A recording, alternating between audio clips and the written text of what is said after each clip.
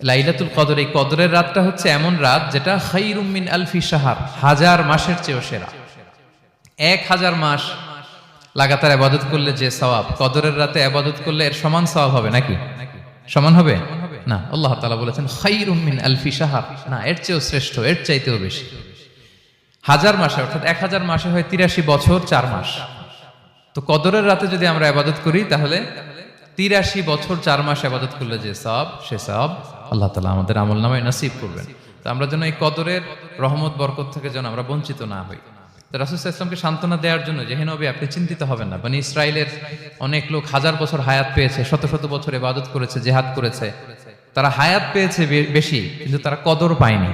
আর আপনার উম্মতকে আমি হায়াত দিয়েছি কম কিন্তু তাদেরকে কদর দিয়েছি। সুবহানাল্লাহ বিহামদি, লাইলাতুল কদর দিয়েছি, যে কদরের রাত হাজার মাসের চেয়েও সেরা।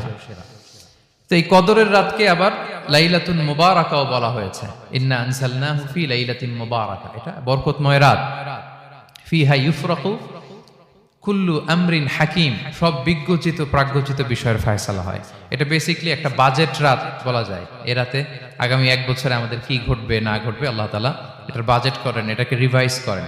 সো এই রাতটা অনেক গুরুত্বপূর্ণ। তো এই কদরের রাত, এটা কবে,